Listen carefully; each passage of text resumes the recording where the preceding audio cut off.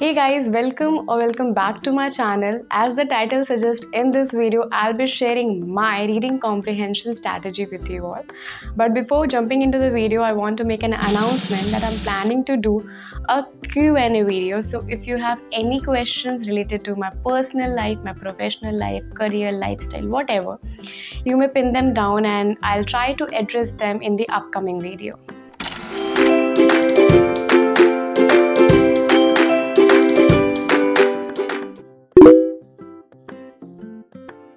Now let's talk about the strategy for reading comprehension. The very first thing which is required for mastering this comprehension thing, you need to build the habit of reading. You can start with reading newspaper, magazines, books, short story or whatever.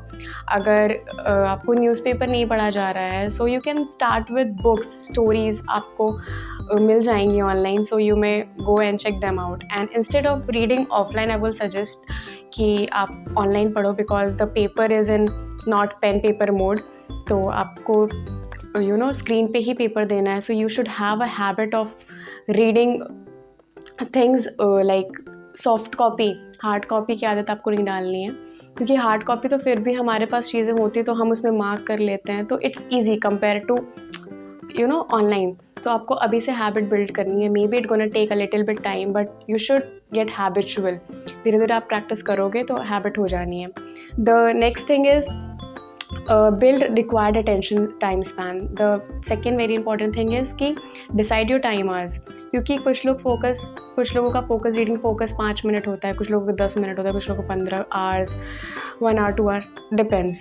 So decide your time focus span कि आप कितने देर तक focus कर पाते हो screen पे, कितनी देर तक आप विदाउट डिस्टर्बेंस, विदाउट ब्रेक आप चीज़ें पढ़ पा रहे हो. सो आपको ये चीज़ खुद ही रेक्टिफाई करनी है कि आप कितने देर फोकस कर पा रहे हो. So that is very important. Now the third thing is improve your vocabulary. Comprehension ऐसी चीज़ है कि अगर आपकी वोकैबुलरी स्ट्रॉन्ग नहीं है तो आप उससे रिलेटेड क्वेश्चन सॉल्व कर ही नहीं पाओगे, because there is lot of question regarding synonyms, antonyms, phrases, different things. So आपका अच्छा कमांड होना चाहिए वोकैबुलरी के लिए. अगर वोकैबुलरी कैसे स्ट्रॉन्ग करनी, if you want to know, I can make a separate video for it, so you may just comment down. Now the other thing is use context clues. Context clues का मतलब क्या है? For example, आपको कोई comprehension, कोई passage दिया गया है, उसके नेक्स्ट वर्ड का सिनोनिम आपसे पूछा गया है.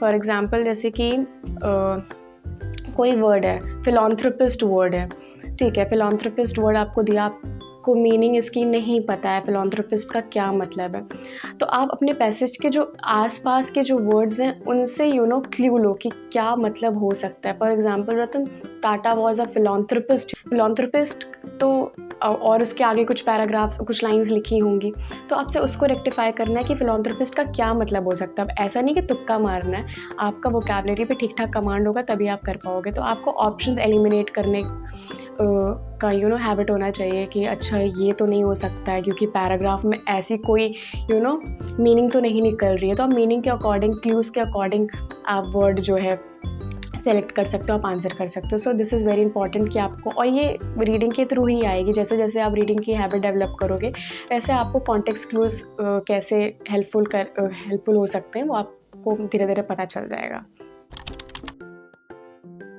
Now let's talk about some important tips and tricks which gonna help you in this particular comprehension part. मैंने यहाँ पे सब चीज़ें नोट डाउन कर ली so that I don't miss out anything. The first thing is read different topics and re-evaluate. Different topics, either it could be related to technology, it could be related to environment, it could be related to economy, country, different topics होते हैं. तो आपको सारे topics पढ़ने की habit होनी चाहिए, because you never know कि एग्ज़ाम में किस टॉपिक से रिलेटेड क्वेश्चंस आ सकता है. तो it is very important to have a थोड़ा बहुत कमांड ऑन एवरी टॉपिक. तो ये नहीं कि सिर्फ आप अगर बायोलॉजी स्ट्रीम वाले हो तो सिर्फ बायो से रिलेटेड चीज़ें पढ़ रहे हो, एनवायरनमेंट से रिलेटेड चीज़ें पढ़ो, क्योंकि एग्ज़ामिनर क्या दे सकता है, किस चीज़ पे पैसेज दे सकता है, you can not predict. So you should have this habit कि कोई भी टॉपिक आ रहा है आपको उसकी थोड़ी बहुत तो नॉलेज होनी ही चाहिए. और वो कैसे होगी? वो आपको रीडिंग के थ्रू होगी. आप जितना ज़्यादा रीड करोगे, जितनी सारी चीज़ आर्टिकल्स रीड करोगे, ब्लॉग्स रीड करोगे, पॉडकास्ट सुनोगे तो उससे आपकी नॉलेज धीरे धीरे डेवलप हो जाएगी. Now the second thing is divide comprehension in the smaller section and try to summarise it.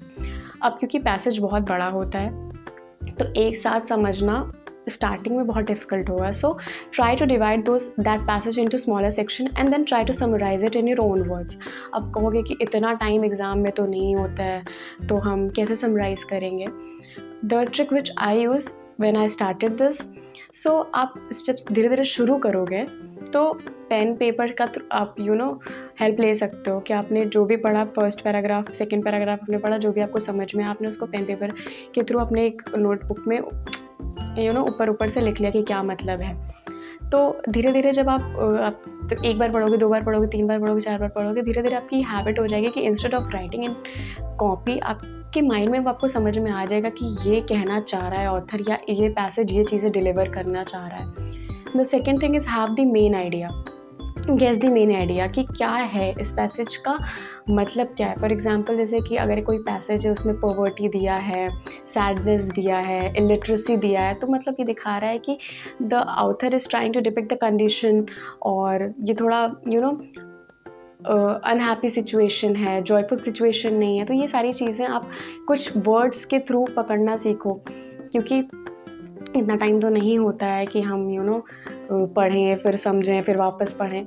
So habit build करोगे तो धीरे धीरे आपको समझ में आ जाएगा. आपको ये हैबिट बिल्ड हो जाएगी कि एक ही बार में आपने गैस कर लिया कि ऑथर क्या कहना चाह रहा है या पैसेज के थ्रू क्या मैसेज डिलीवर होना चाह रहा है. Now the third thing is use your brain and eyes while reading. क्योंकि मैंने बहुत लोगों को देखा है कि वो क्या करते हैं कि they start murmuring whatever they are reading. अच्छे से जैसे कुछ लिखा है, फॉर एग्जाम्पल आप written something here like make a reading a habit, newspaper, book, story, podcast, article, blogs, magazine, novels.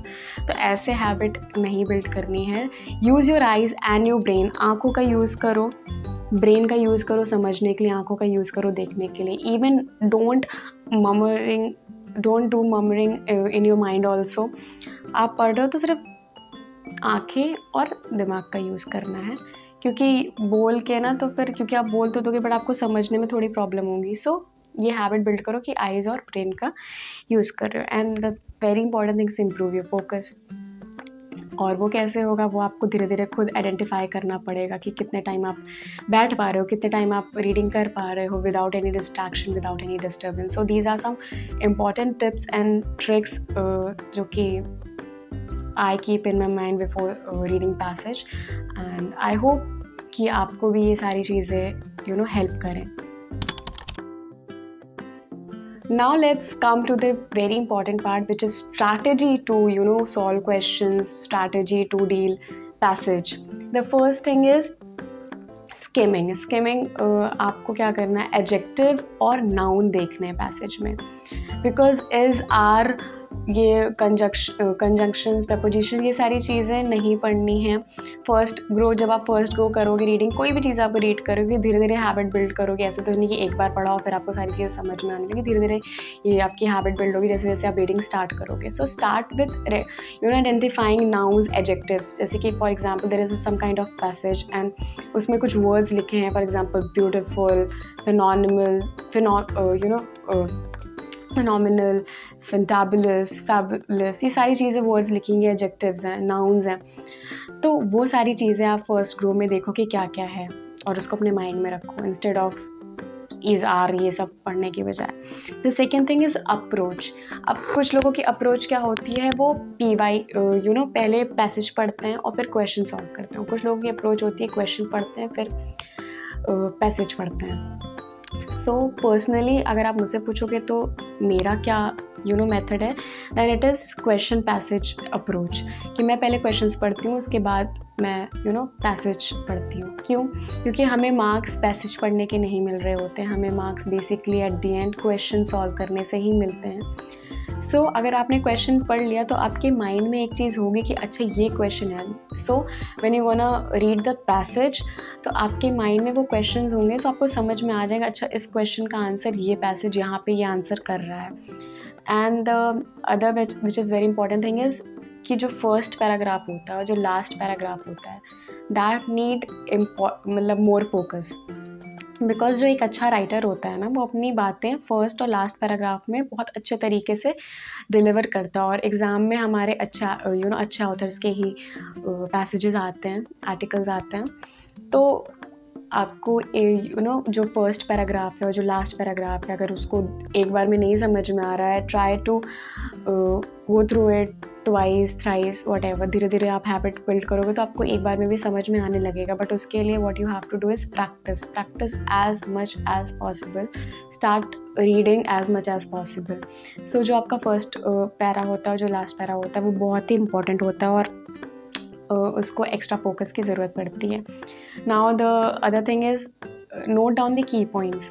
अब जैसे मैंने उसमें बताया था कि आप समरी लिखो, सेम चीज़, जो भी इंपॉर्टेंट की पॉइंट्स हैं आप उसको पहले अभी हैबिट बिल्ड करो कि आप उसको पेन पेपर मोड पे लिख रहे हो। उसके बाद धीरे धीरे आपको माइंड में ही वो सारी चीज़ें समझ में आने लगेंगी, धीरे धीरे जैसे आपकी हैबिट बिल्ड हो जाएगी।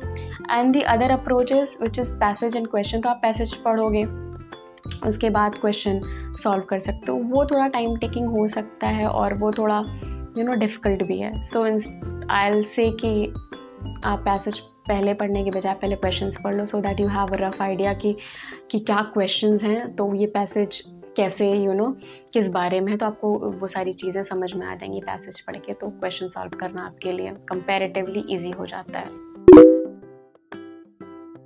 जैसे किसी भी पर्टिकुलर चीज़ को सॉल्व करने के लिए यू शुड नो कि क्या टाइप के क्वेश्चंस आते हैं, कैसे टाइप के क्वेश्चंस हमें सॉल्व करने पड़ेंगे। तो पैसेज के रिगार्डिंग जो क्वेश्चंस आते हैं वो या तो फिर स्टेटमेंट बेस्ड आते हैं कि स्टेटमेंट ट्रू है या फॉल्स है, उसके लिए तो आपको पैसेज ही पढ़ना पड़ेगा। The second question which can be asked is कि select the appropriate title of the passage.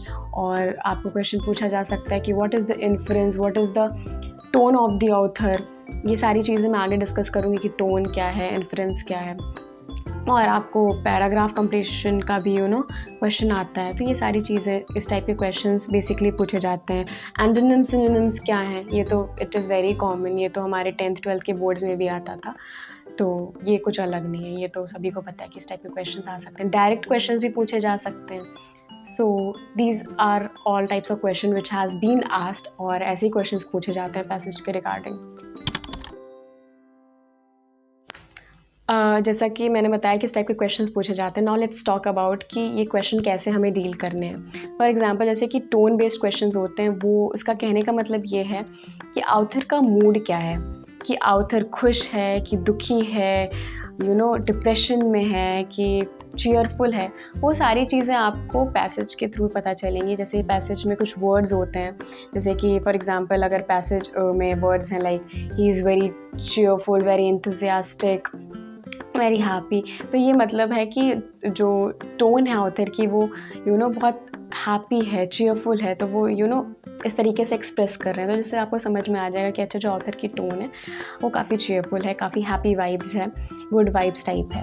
और फॉर एग्जांपल जैसे कि ग्लूमी है, सैडनेस है, डिस्पेयर है, डिस्ट्रेस है और डिप्रेशन, ये सारी चीज़ें। तो जैसे इसका मतलब ये होगा कि जो ऑथर की टोन है वो काफ़ी सैड है, काफ़ी डिप्रेसिंग है, बहुत ही अनहेल्दी है। तो ये सारी चीज़ें, तो ये हैं आपके टोन बेस्ड क्वेश्चंस। ये आपको पता चलेंगे कि बेसिकली कि ऑथर के क्या इमोशंस हैं, क्या फीलिंग्स हैं, ये सारी चीज़ें। नाउ लेट्स टॉक अबाउट कि इन्फरेंस बेस्ड क्वेश्चन क्या है। अब जैसे कि क्या होता है कि कुछ चीज़ें पैसेज में नहीं लिखी होती हैं, वो आपको खुद ही गेस करनी होती है, खुद ही कंक्लूड करनी होती हैं। फॉर एग्ज़ाम्पल कि पैसेज में कुछ लिखा हुआ है और उसमें वो डायरेक्ट लाइन वो चीज़ नहीं लिखी, बट आपको समझ में आ रहा है कि पैसेज के थ्रू ये मैसेज डिलीवर हो रहा है। भले ये बात डायरेक्ट नहीं लिखी है, बट ये ऐसा हो सकता है। For example it I guess it gonna rain today also. मतलब टुडे ऑल्सो मतलब इसका मतलब ये हो सकता है कल भी बारिश हुई होगी, या क्या पता पिछले कुछ दिनों से बारिश हो रही होगी। सो ये आपको खुद गेस करना है, खुद ही कंक्लूड करना है कि इस पैसेज के थ्रू ये इसका मतलब हो सकता है। वो हैबिट आपकी, as I have been saying from the starting of this video, कि जितना प्रैक्टिस करोगे उतनी ये ज़्यादा आपकी हैबिट बिल्ड हो जाएगी, गेसिंग पावर आपकी तेज़ हो जाएगी, तो आप इजीली कंक्लूड कर पाओगे। And now the other thing is कि एंटोनिम्स सिनोनिम्स के लिए, तो अगर एंटोनिम्स सिनोनिम्स से रिलेटेड क्वेश्चंस हैं तो वो आपको वोकैबुलरी पे कमांड अच्छा होगा तभी हो पाएगा। एंड अगर आप चाह रहे हो, वैसे तो मैंने अपनी इंग्लिश स्ट्रैटेजी वीडियो में भी बता रखा कि वोकैबुलरी कैसे डील करनी, but still if you want me to make a separate video कि how I am approaching vocabulary, कि मैं कौन सी बुक यूज़ कर रही हूँ फॉर वोकैबुलरी और कौन से लेक्चर्स में देख रही हूँ वोकैबुलरी बिल्डअप के लिए, so you can just comment down below and I will try to make a separate video for it. Now let's talk about कि क्या चीज़ें हैं जो आपको माइंड में रखनी है. कुछ लोग होते हैं कि इतना टाइम नहीं है कि हम की पॉइंट्स लिखें, समरी लिखें. Okay, I got you. So what you have to do is कि अगर आप नहीं लिखना चाह रहे हो, पेन पेपर मोड नहीं यूज़ करना चाह रहे हो, बिकॉज एग्ज़ाम में भी यूज़ तो नहीं होता है उसका, आपको माइंड का ही यूज़ करनी है at the end of the day. So आप अपने माइंड में लिखना समझो चीज़ों को. अगर आपने 2 पैराग्राफ पढ़ा, इसका अच्छा ऑथर मतलब ये कहना चाह रहा है कि इंडिया में बहुत पॉवर्टी है, लिटरेसी है, इसको कैसे डील करना, तो ये instead of writing you can just conclude that in your mind also, right. So उसके लिए आपको लिखने की ज़रूरत नहीं है. तो अगर आप बिगनर हो और आपके पास प्लेंटी अमाउंट ऑफ टाइम है, then I will suggest you कि आप पेपर पे लिखो. अगर नहीं है टाइम, कुछ ही महीने बचे हैं या फिर 1 ही साल बचा है, देन कि ठीक है, तब तो आप हैबिट बिल्ड करो कि आप अपने माइंड में ही वो सारी चीज़ें कर रहे हो. और एक्यूरेसी पे फोकस करो, स्पीड अपने आप बिल्ड हो जाएगी. क्योंकि अगर आप बहुत जल्दी सॉल्व कर दे रहे हो बट आंसर ही सही नहीं है, सो माइनस मार्किंग हो जाएगी. So instead of speed, accuracy पे फोकस करो. एक बार एक्यूरेसी पे कमांड हो गया तो स्पीड अपने आप ही बिल्डअप हो जानी है. And also this is very important कि मैं तो बिगनर हूँ, तो मुझे तो तुम साफ़ है मेरा माथा, कुछ भी नहीं आता है मुझे. सो अगर आप बिगनर हो then it is well and good. अगर आप दोबारा प्रिपेयर कर रहे हो, सो प्लीज़, या फिर आप किसी फील्ड से, जैसे कि फॉर एग्ज़ाम्पल मैं बायोलॉजी स्ट्रीम से हूँ, तो अगर एग्ज़ामिनेशन में मेरे स्ट्रीम से रिगार्डिंग कोई पैसेज आ जाता है, तो इसका मतलब ये नहीं कि मैं पैसेज रीड ही नहीं करूँगी और मैं डायरेक्ट क्वेश्चन सॉल्व कर दूँगी. बिकॉज कुछ यूनिवर्सल फैक्ट्स होते हैं, कुछ फैक्ट्स होते हैं, कुछ डेटा होते हैं वो जो कि सबको पता है, मुझे भी पता होंगे, बट क्या पता उस चीज़ के बारे में पैसेज में डिस्कशन नहीं हुआ हो और उससे क्वेश्चन आ गया, मैंने विदाउट पैसेज रीड किए मैंने आंसर मार्क कर दिया, मेरा आंसर सही हो सकता है क्योंकि वो तो एक फैक्ट है. बट क्या पता उस बारे में, उस आर्टिकल में, उस पैसेज में डिस्कशन ही ना हुआ हो और मैंने अपना टाइम सेव करने के चक्कर में कि ठीक है मुझे तो पता है, ये तो मेरी फील्ड का ही क्वेश्चन है, ये कैसे गलत हो सकता है, मैंने सही आंसर मार्क कर दिया, बट उस चीज़ का तो डिस्कशन पैसेज में हुआ ही नहीं है. सो वहाँ पे क्या हो जाएगा, वहाँ पे वो मेरी बेवकूफ़ी होगी और माइनस मार्किंग हो जाएगी.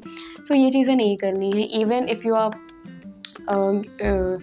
ड्रॉपर, और अगर आप एक दोबारा ये एग्ज़ाम को दे रहे हो और आपसे रिलेटेड, आपके फील्ड से रिलेटेड कुछ भी पैसेज आ रहा है, so still you have to go through it. Because जैसे मैंने बताया कि क्या पता एक फैक्चुअल डेटा हो बट उसका डिस्कशन आपके पैसेज में ना हुआ.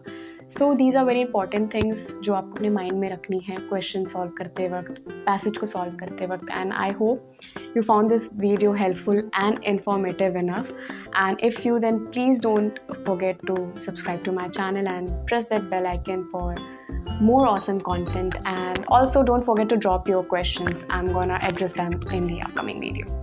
Till then, bye bye, take care.